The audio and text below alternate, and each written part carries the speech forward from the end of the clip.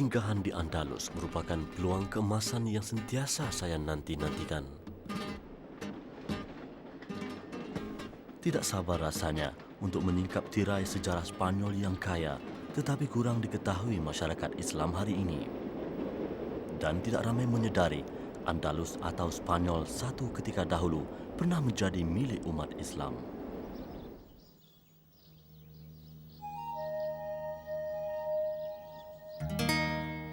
Kegemilangan Islam di Andalus berakhir dengan nada sedih lebih 500 tahun lalu.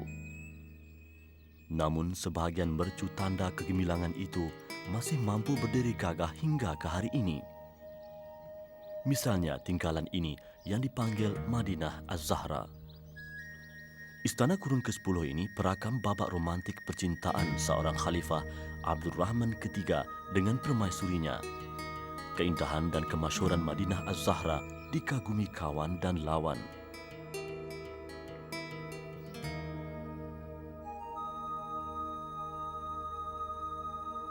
Alhambra, permata seni bina Islam yang termaktub sebagai warisan dunia. Alhambra yang dibina pada kurun ke-13 merupakan kompleks bersepadu yang memuatkan bandar diraja, kota pertahanan dan istana. Kekayaan, kehalusan dan keunikan seni bina Andalus ini mampu menarik sehingga 8,000 pengunjung setiap hari. Guadalquivir atau Wadil Kabir dalam bahasa Arab bermaksud sungai besar. Di tebing sungai inilah tertegaknya kota Cordoba, bekas pusat pemerintahan kerajaan Islam Andalus yang disegani. Di sinilah para sarjana Islam berkumpul dan melahirkan pelbagai ciptaan yang memberi manfaat kepada umat manusia sejagat. Masjid Cordoba seperti yang digambarkan model ini adalah contoh betapa tingginya nilai tamadun yang diilhamkan masyarakat Cordoba ketika itu. Sumbangan masyarakat Islam Andalus tidak terhad di bidang seni bina semata-mata.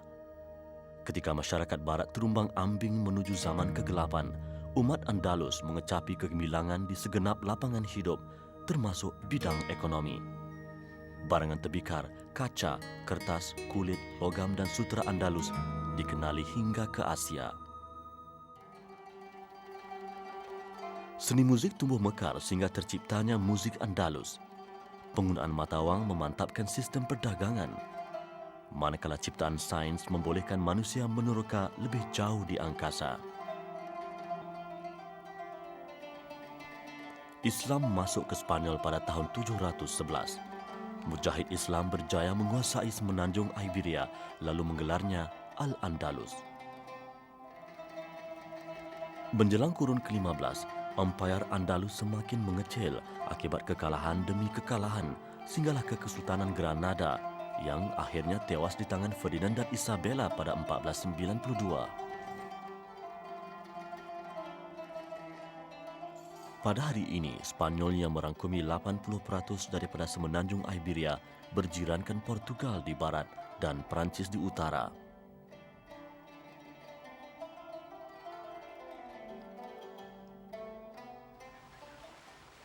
Spanyol yang terletak di barat daya Eropah dikategorikan sebagai negara maju dengan penduduk kira-kira 40 juta orang.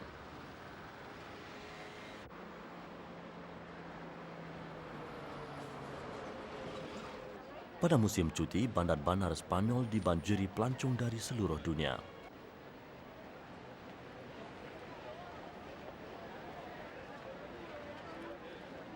Hampir semua bandar-bandar Spanyol seperti Madrid dilengkapi ciri-ciri penting sebuah kota metropolitan seperti institusi kewangan dan pusat perniagaan.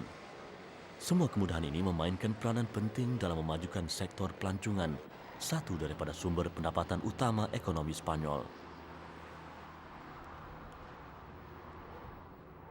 Rangkaian jalan raya moden sepanjang 317,000 kilometer menghubungkan satu bandar dengan yang lain di seluruh Spanyol.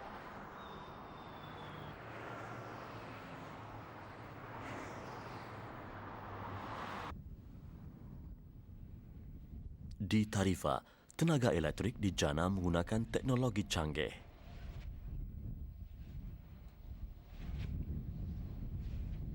Kipas-kipas gergasi ini turut menjadi tarikan pelancong yang bertandang ke selatan Spanyol.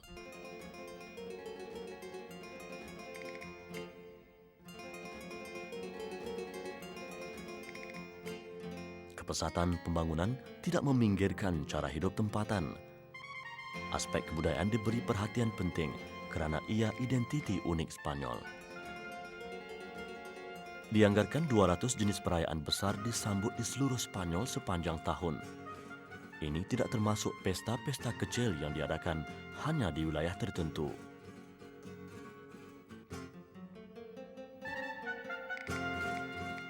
Pesta seperti di Algeciras ini membabitkan semua lapisan masyarakat. Budaya Spanyol adalah gabungan budaya masyarakat luar yang pernah menghuni bumi Spanyol sejak beribu tahun lalu, seperti kaum Iberian, Greek, Rom, Celtic, Phoenician, Visigoth, Islam dan Kristian.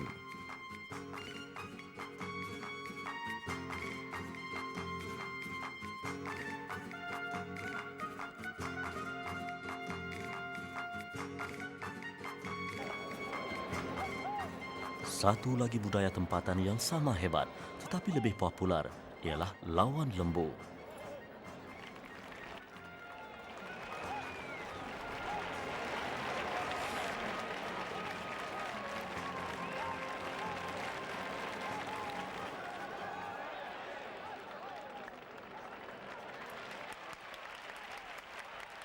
Lawan lembu telah diiktiraf sebagai sukan kebangsaan Spanyol. Ketika pemerintahan Islam, sukan ini tidak membabitkan sebarang bentuk kezaliman kerana Islam melarang sama sekali penganiayaan terhadap manusia dan haiwan.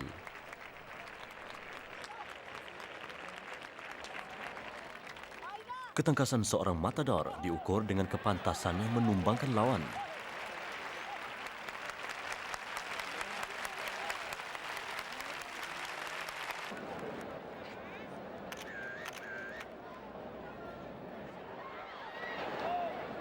Dan inilah detik yang paling ditunggu-tunggu.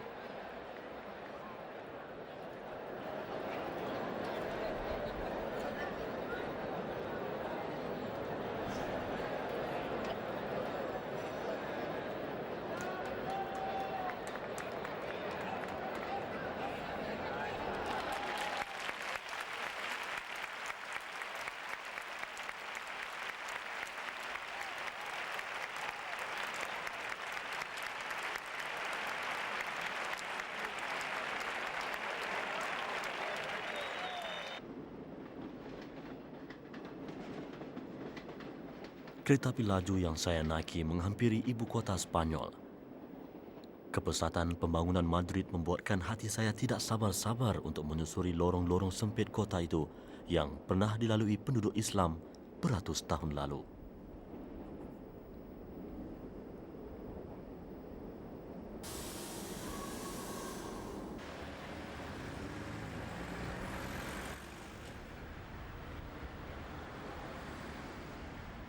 Madrid yang dijadikan ibu negara Spanyol sejak Mei 1561 kini menampung 4 juta penduduk.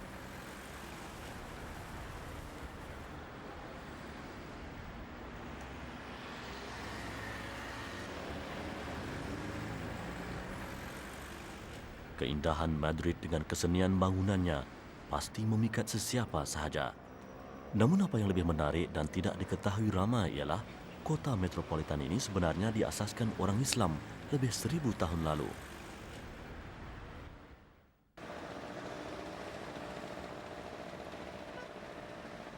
Masih terdapat banyak kesan tamadun lama di kota Madrid.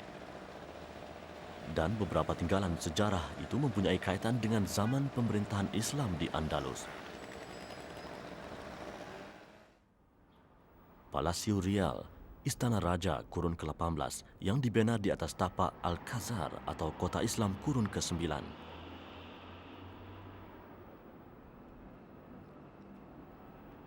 Institusi beraja tidak dilihat sebagai halangan ketika negara itu sibuk menyediakan diri untuk memasuki abad ke-21.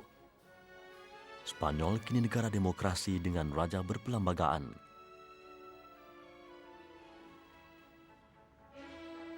Tugu Christopher Columbus adalah simbol kejayaan Spanyol. Penemuan benua Amerika oleh Columbus pada 1492 menjadikan Spanyol negara paling mewah di Eropah ketika itu.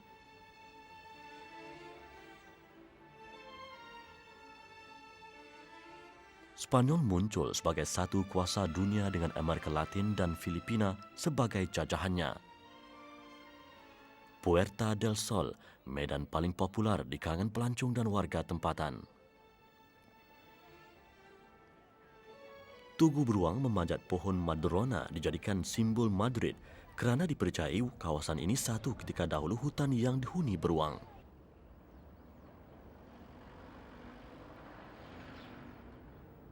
Namun yang pasti, sejarah pembukaan Madrid penuh dengan episod menarik dan membanggakan umat Islam. Catatan sejarah membuktikan Madrid muncul sebagai sebuah bandar ketika pemerintahan Muhammad I, Amir Cordoba yang memerintah dari tahun 852 hingga 886. Fakta ini diakui kerajaan Spanyol berdasarkan papan tanda yang ditemui di tapak penempatan awal masyarakat Islam yang kini digelar Cuesta de la Vega.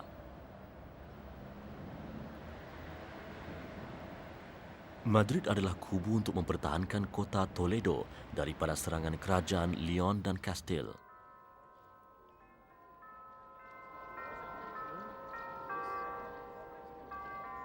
Plaza Mayor, medan orang ramai yang dibina antara tahun 1617 dan 1619 oleh Raja Philip II. Hari ini, Plaza Mayor menjadi tumpuan insan seni yang berkarya untuk menyara diri.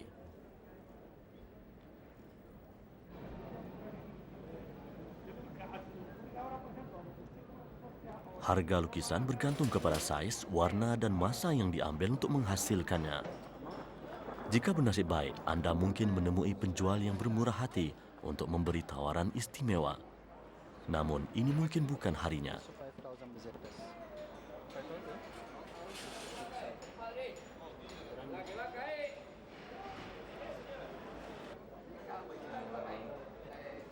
Saya cuba tawar-menawar, namun si penjual enggan berganjak.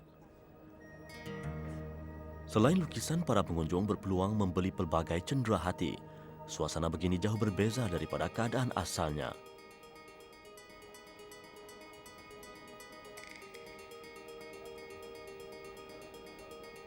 Plaza Mayor pada asalnya suk atau pasar tempat masyarakat Islam berdagang seawal kurun ke-9 lagi.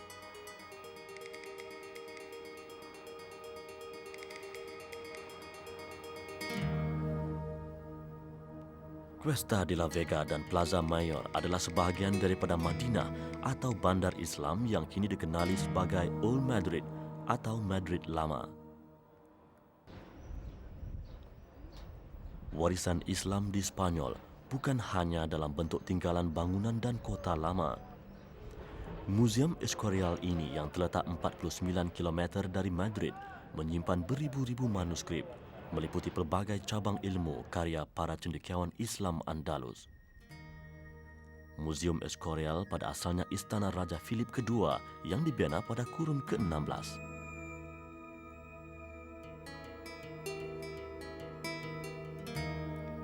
Para sarjana Andalus seperti Ibnu Hazm dan Ibnu Rushd menaikkan martabat Islam di bidang falsafah, perubatan, sains, geografi, ekonomi, matematik dan astronomi. Namun satu-satunya tinggalan yang menyentuh jiwa dan mampu mengalirkan air mata umat Islam ialah koleksi pribadi Sultan terakhir yang kini disimpan di sebuah museum tidak jauh dari pusat bandar Madrid. Museum Artileri atau Museum Tentera Madrid dibuka secara rasmi pada tahun 1932.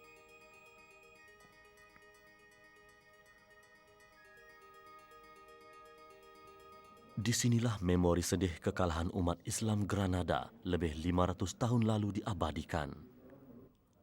Surat ini mengabadikan segala-galanya. Inilah replika deklarasi penyerahan kuasa Sultan Muhammad bin Ali bin Nazar kepada Raja Ferdinand bertarikh 23 Ramadan 898 Hijrah bersamaan 8 Julai 1493. Upacara itu dilangsungkan di Andarax, Al-Bukhara, perkampungan terakhir orang Islam 18 bulan selepas Granada ditawan Ferdinand.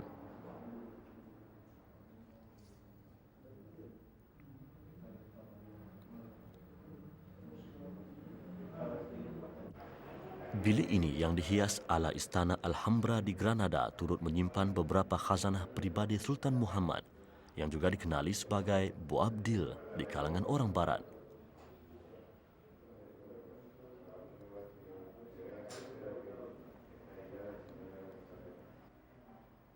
Antaranya jubah, kasut, serban dan pedang ini.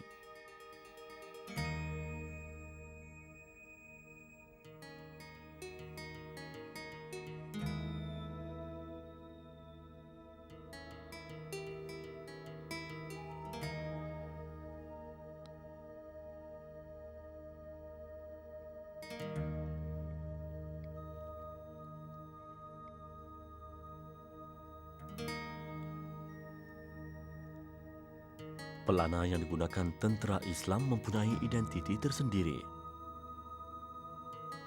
Ia dihias dengan sulaman atau tekatan menggunakan benang emas.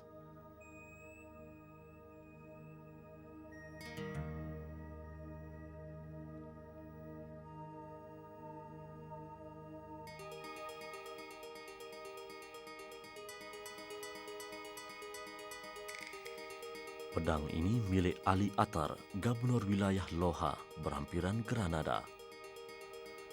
Loja jatuh ke tangan musuh pada 21 April 1483, 9 tahun lebih awal daripada kejatuhan Granada, kubu terakhir umat Islam Andalus.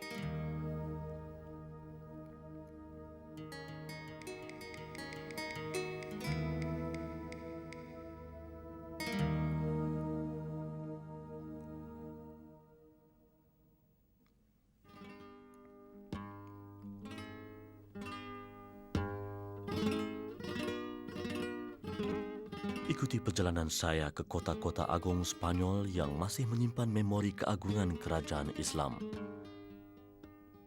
Ibarat musim yang silih berganti, titisan sejarah Andalus diwarnai perik-jerih perjuangan umat menegakkan daulah Islamiah di luar kota Mekah dan Madinah. Semuanya masih segar di dalam lipatan sejarah.